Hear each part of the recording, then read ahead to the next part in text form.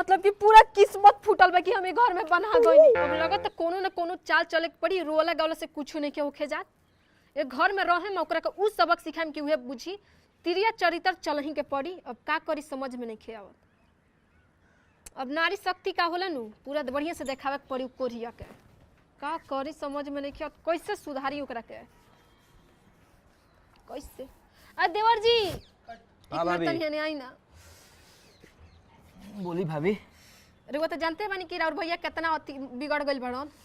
रोज जाके शराब पी के चढ़ाता रहुआ दशा करता हमरे बताइए।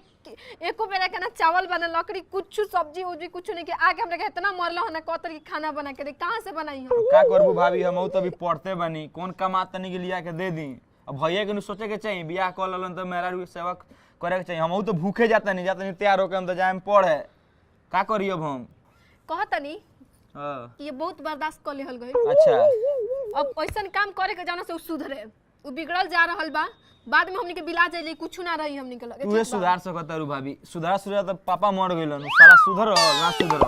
अच्छा तो हमहू कितना पानी में बानी नु ओकरा के हम बढ़िया तरीका से दिखा देतनी यही बेरा और अभी है का करे के बा बताओ ना। मिनट रुकी बताओ तो नहाए के बाद रउआ हई हमर कान में के ले जाई। ई के हाल देते रू पहले हम जौन कहत तो समझी ठीक बा। अच्छा हई कान में के ले जाई आ जाके सोनार के एकरा का बदल के और जाके हम रुआ के कहता नहीं है ना पास में जाके रुआ और दारू लेके दारू ए भौजी दारू पिए का हो जौन कहता नहीं तोन रुआ करी एकरा का बेच के जाके दारू लेके आई। तू दारू पिए हुए भौजी बाद में हम लोग सब कुछ बता दे हम रुआ जाई पहले दारू लेके आई। का करी भाई लिया ही के पड़ी हमरा का जरूरी भाई मर्द मेहरारू के बीच में पड़ला के लिया हो तनी बिस्किट जाई कि रोम देख जौन लेकिन दारू ले आई। ठीक बा लिया हो तनी और उनका के बता देता कि हम कितना पानी में बानी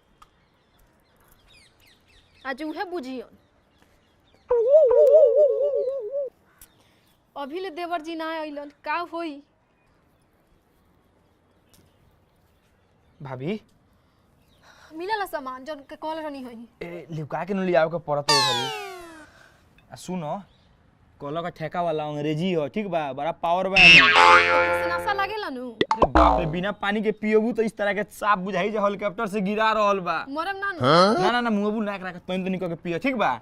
आ पियो हमरा लेट होता हम जाते नहीं हमरा नहाए धोए के बा ठीक बा। तो बताना दिखेंगे पी हमरा कोई अरे दूध पैक हैंगे बना बना पियो ना हैंगे देखो दे बाप रे धर धर धर धर कितना बसाता। हां आई बॉडी ठीक बा भाभी हम जाता नहीं ढेर लाफड़ा मत करियो लेकिन ठीक बा ओकरा के आराम से पियो। आज ओकरा के हम बढ़िया से बता आज घर में रास लीले हुई बढ़िया से आज उहे बुझी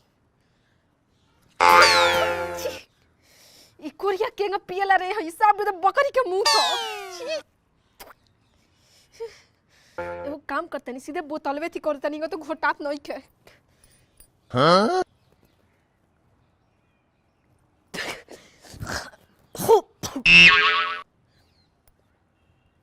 आज मेरा खाना बनल है तब बड़ी मारे ए मेरा रू अब मेरा रू अब मेरा रू खाना ले अब खाना ले अब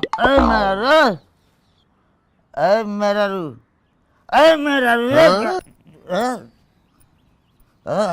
हवर हाथ गाड़ा चाहिए तोरा गाड़ा चाहिए तोरा हां गाड़ा चाहिए तोरा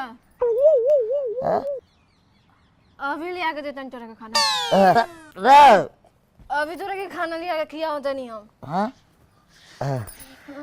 गए खा लिया खाना लिया तो पूरा सगन हम नहीं की जोड़ा दे दस तो कहिए खाना लिया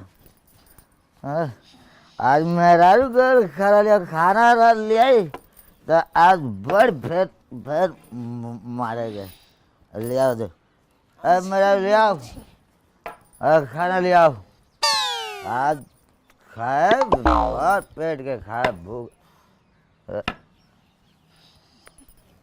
आज तोरा के खाना खिया तनी है बढ़िया से मेरा